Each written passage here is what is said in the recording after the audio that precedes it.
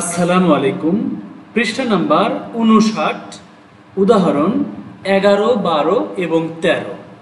এই পৃষ্ঠা নাম্বার ৫৯-এ উদাহরণ ১১ আমরা প্রথমে বুঝে নেব। এখানে বলেছে যে এই ১০ a two the power 5 b to the power 7 K 5 a square b cubed দ্বারা ভাগ করো। আমাদের ভাগফল এখানে দেখিয়ে দিয়েছে এইভাবে।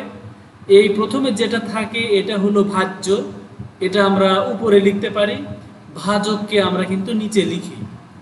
এখন এইভাবে আমরা উপর নিচে লিখলাম। লিখার পরে সংখ্যা যে দুটো আছে ১০ আর ৫, এই দুটাকে আলাদা করে লিখলাম।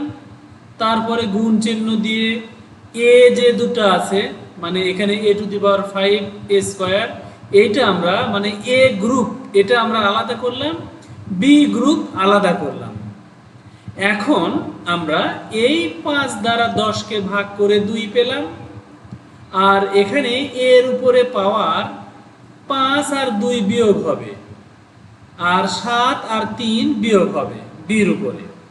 এখন এখানে এই 2 থাকলো, ৫ থেকে ২ বাদ দিলে ৩ থাকলো এর পাওয়ার, আর বির পাওয়ার থাকলো ৭ থেকে ৩ বাদ দিয়ে ৪।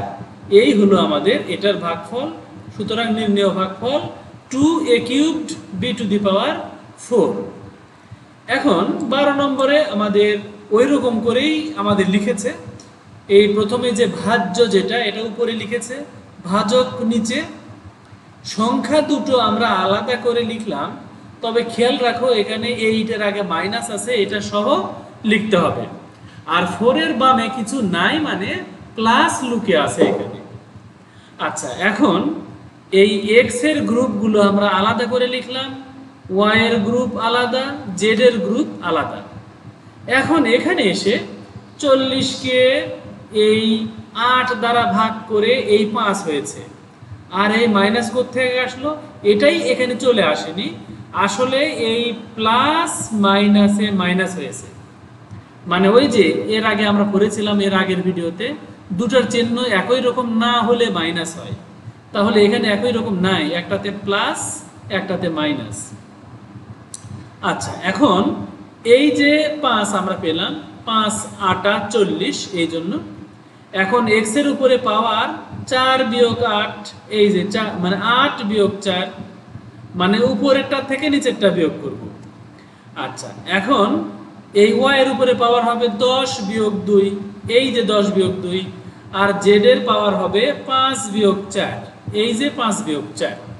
এখন এখানে ফ্রেশ করে তোলা হয়েছে -৫ এখানে, এখানে এক্স এর উপরে পাওয়ার ৪ থাকলো বিয়োগ করে, এখানে পাওয়ার বিয়োগ করলে ৮ থাকে, এই ৮, আর এখানে পাওয়ার ১ থাকে, এখানে ১ লিখলে হতো, তবে ১ আমাদের লেখার সিস্টেম নাই, এখানে ১ লিখবো না, কিছু নাই মানেই ওখানে ১ কিন্তু সাইলেন্ট আছে, লুকিয়ে আছে, এটা বুঝতে হবে।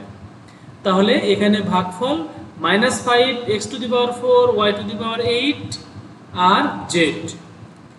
এরপরে উদাহরণ ১৩ ঠিক একইভাবে একই নিয়মে এখানে আমরা দেখতে পাচ্ছি যে ভাজ্যকে উপরে, ভাজককে নিচে লিখতে হয়। তারপরে সংখ্যা দুটা আলাদা করে লিখলাম, এক্স এর যে গ্রুপ এখানে আমরা আলাদা করে লিখলাম, এই যে ওয়াই এর গ্রুপ আলাদা করে লিখলাম, জেড এর গ্রুপ আলাদা করে লিখলাম।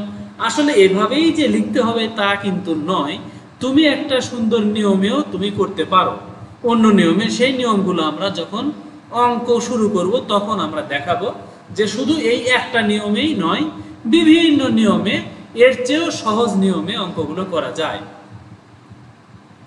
এখন আমরা এখানে মাইনাস আর মাইনাস দুটাতেই মাইনাস আছে, দুটাতেই একই, এই জন্য এখানে প্লাস হলো। প্লাস লেখার দরকার নাই, এখানে প্লাস কিছু নাই, মানে প্লাস লুকে আছে। আচ্ছা, এখন ৪৫কে ৫ দ্বারা ভাগ করলে ৯, ৫ নং ৪৫, সেই ৯। আর এক্স এর এটা আমরা কি করব, পাওয়ার কি করব, ১৩ বিয়োগ ৬, ১৩ থেকে ৬ বাদ দিব, ৯ বিয়োগ ৩, এই যে ওয়াই এর পাওয়ার ৯ বিয়োগ ৩, আর জেড এর পাওয়ার 4 বিয়োগ 2, এই যে 4 বিয়োগ 2। এখন এখানে ফ্রেশ করে তুলেছে বিয়োগগুলো করে, এই 9 এখানে, এই 13 থেকে 6 বাদ দিয়ে এখানে পাওয়ার 7 হয়েছে, 9 থেকে 3 মাইনাস করে 6 হয়েছে পাওয়ার, 4 থেকে 2 বাদ দিয়ে পাওয়ার 2 হয়েছে। তাহলে এটাই হলো আমাদের নির্ণেয় ভাগফল 9x two the power 7 y two the power 6 z square. তাহলে আমরা এই কাজটা পরের ভিডিওতে দেখবো ইনশাল্লাহ। এখানে যে কাজটা রয়েছে এই কাজগুলো পরের ভিডিওতে দেখবো ইনশাল্লাহ। ওয়া মা তাওফিক ইল্লা বিল্লাহ। আসসালামু আলাইকুম ওয়া রাহমাতুল্লাহ।